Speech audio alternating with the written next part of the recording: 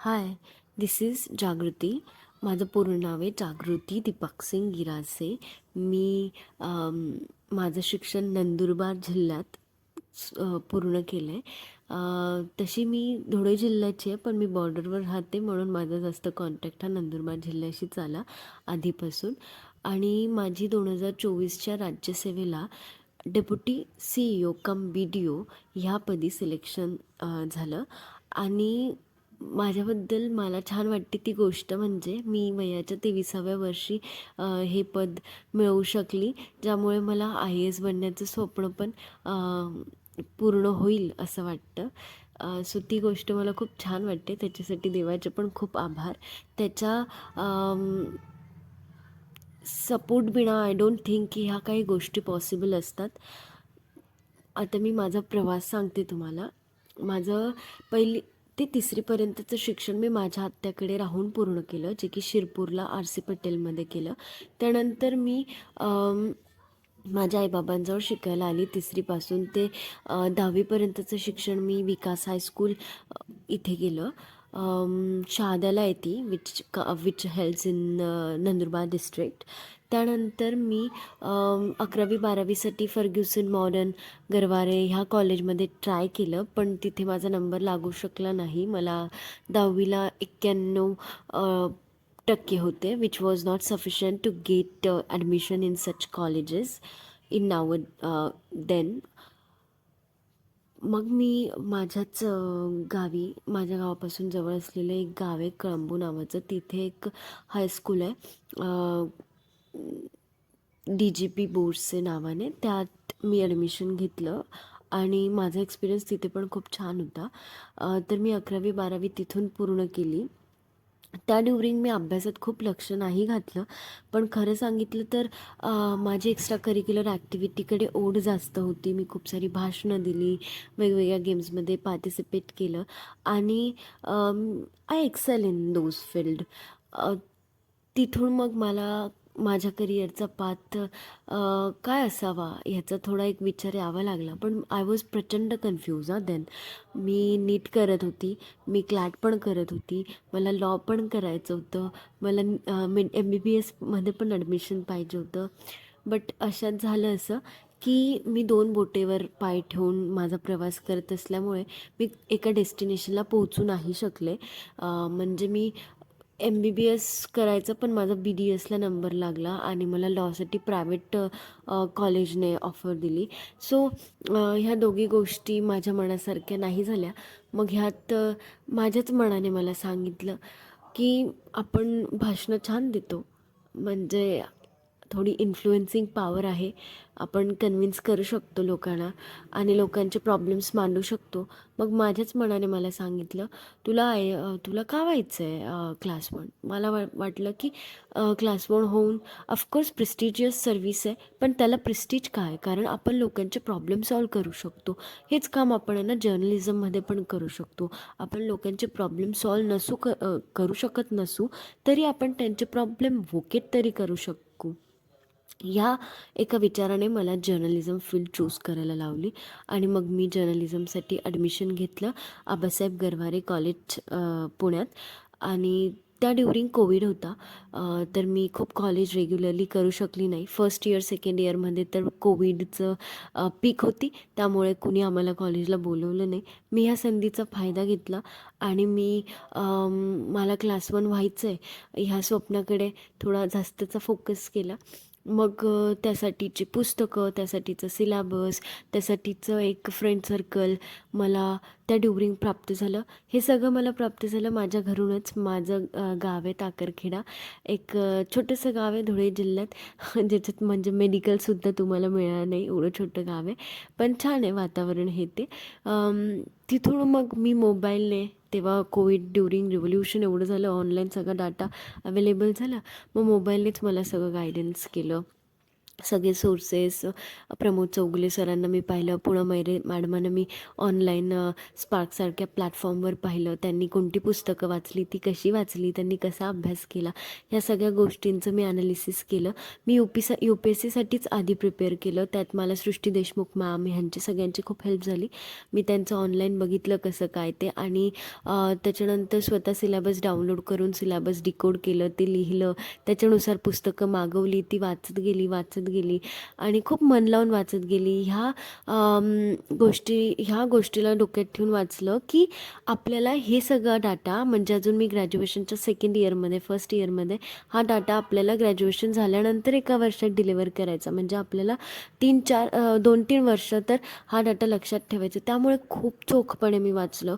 जे मी रात्री वाचायची ते मला सकाळी कितपत आठवतं आहे आणि ते पूर्णच आठवावं ह्यावर माझा प्रयत्न असायचा, आणि ते आठवायचं सुद्धा. तर ह्या गोष्टीने मला खूप हेल्प केली. त्यानंतर माझं लास्ट इयर स्टार्ट झालं. लास्ट इयरमध्ये आम्ही फुल फ्लेज होतो. म्हणजे ग्रॅज्युएशनचं जेव्हा लास्ट इयर होतं तेव्हा इंटर्नशिप आल्या, वेगवेगळे प्रोग्राम्स, कार्यक्रम, प्रोजेक्ट्स, या गोष्टीत मग माझं म्हणजे माझा वेळ गेला, आणि त्यामुळे मी जास्त अभ्यास काही करू शकत नव्हती लास्ट इयरमध्ये माझ्या U P S C M P S सीचा. मग मी 2 वर्षाचा जो अभ्यास तो, आणि लास्ट इयरला मग एक्झाम झाल्यानंतर मी घरी आली. 6 महिने मी घरून अभ्यास केला. यू पी एस सीचा पहिला अटेम्प्ट दिला, पण यू पी एस सीची प्री नाही निघाली. त्यानंतर कळलं की एम पी एस सी ही आता पॅटर्न चेंज करणार आहे. तर मी जो पॅटर्न आहे त्यावर एकदा फुल फ्लेज प्रयत्न करून काढू पाहते, असा माझा एक व्ह्यू होता. त्यानंतर मी एम पी एस सीसाठी प्रयत्न केला. एम पी एस सीची प्री निघाली, चांगल्या मार्कांनी निघाली. म्हणजे ओपनचा कट ऑफ 117 लागलेला आणि मला 125 मार्क होते. ही चांगली मार्क नाही आहे खरं तर, मुलांना 150सुद्धा पडता. पण तेव्हा ज्या ह्याच्यात मी अभ्यास केला, माझी परिस्थिती खूप काय छान नव्हती. फिनान्शियली खूप चॅलेंजेस होते. मला घरी राहूनच प्रिपेअर करावं लागलं. कधी कधी म्हणजे फॅमिली ड्रामा पण खूप असायचा. आणि त्या सगळ्यातूनच मी असं, आमच्या गावाला लायब्ररी वगैरे असा काही कार्यक्रम नव्हता, तर जे काही मी केलं घरूनच केलं. फॅमिली ड्रामा सायमल्टेनियसली चालत असताना मी माझा अभ्यास सुरू ठेवला. हे ह्यासाठी सांगत नाही आहे हाऊ ग्रेट आय एम, ह्यासाठी सांगते की असं असतानासुद्धा तुम्ही करू शकतात. एक्सक्युजेस देण्यात काही अर्थ नसतो बघा. जे आहे त्यात तुम्ही करू शकाल तरच काहीतरी आहे. कारण पुढे जाऊन तुम्हाला पूर्ण डिस्ट्रिक्ट सांभाळणं आहे, आणि तेव्हा you can't have that excuse की फॅमिली ड्रामा होता आणि म्हणून माझ्याकडनं एक सही चुकली. सो त्या गोष्टीला मी लक्षात ठेवून करत गेली आणि माझी मेन्स क्वालिफाय झाली. त्या ड्युरिंग मेन्स क्वालिफाय झाल्यानंतर मग मी इंटरव्ह्यूसाठी थोडा मॉक दिला 2-4, आणि शितोळे सरांचा एक गायडन्स प्रोग्राम लावला. तेवढंच काय ते मला गायडन्स, म्हणजे मी पैसे देऊन घेतलेलं गायडन्स आहे. त्याआधी मी कधीच पैसे देऊन घेतलेलं गायडन्स नव्हतं. म्हणजे हे स्पार्क अकॅडमीवरचे पूनम अहिरे मॅम, आपले प्रमोद चौगुले सर ह्यांचा ग्रुप होता. ते टाईम टू टाईम गाईड करायचे, पण असं पैसे देऊन घेतलेलं गायडन्स नव्हतं ते. मग त्यानंतर मी शितोळे सरांची बॅच जॉईन केली, जी की नॉमिनल फीवर होती. 500 रुपयात ती बॅच मी घेतली इंटरव्ह्यू गायडन्ससाठी.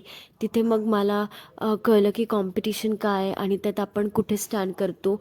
खरं तर माझा कॉन्फिडन्स हाय होता त्यावेळीसुद्धा, कारण मला वाटलं की मी छान करते आणि मी आहे कॉम्पिटिशनमध्ये आणि मी करून जाईल.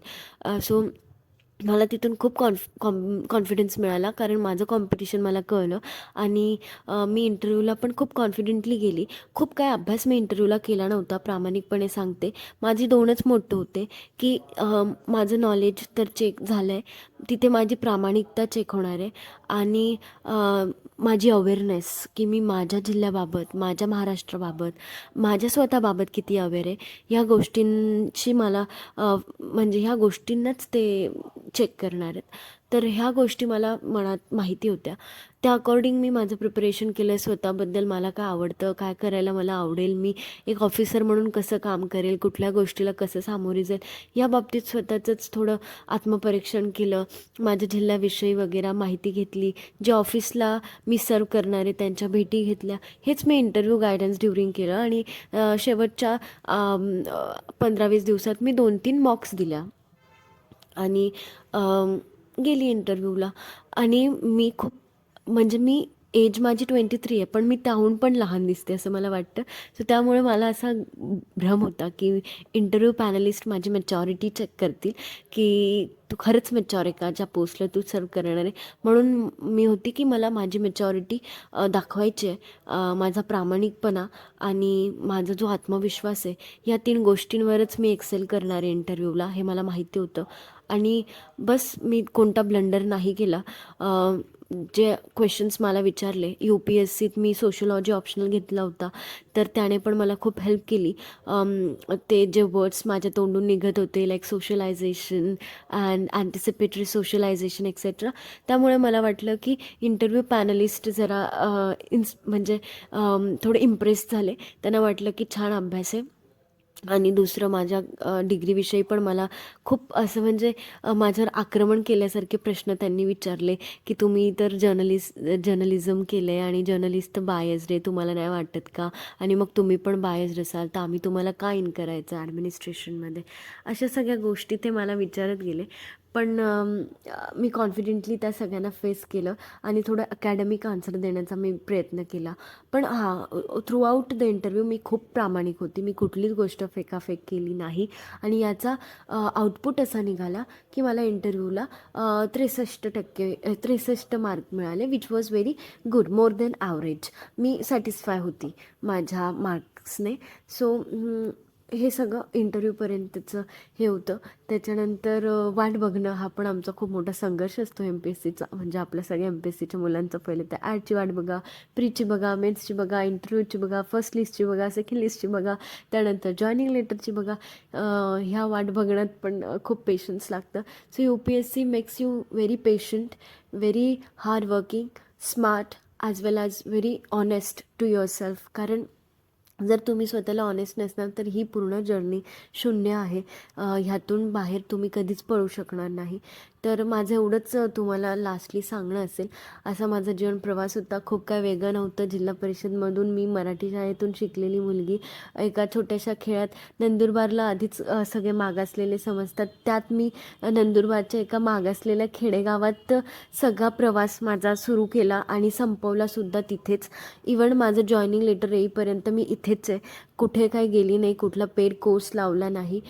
जे ऑनलाईन गायडन्स अवेलेबल होतं त्याचा चोखपणे वापर केला आणि आज ही पोस्ट घेऊ शकली.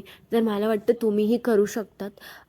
जे कोणते सोर्स तुम्हाला अवेलेबल आहे त्यात फक्त योगा, मेडिटेशन याची मदत घ्या, जेणेकरून तुम्ही 2 वर्षाचा हा प्रवास असतो, म्हणजे कमीत कमी 2 वर्ष, जास्तीत जास्त तो 10 वर्षसुद्धा जातो. तर त्या ड्युरिंग तुम्हाला पॉझिटिव्ह राहण्यासाठी योगा आणि मेडिटेशन ह्या 2 गोष्टी खूप हेल्प करतील.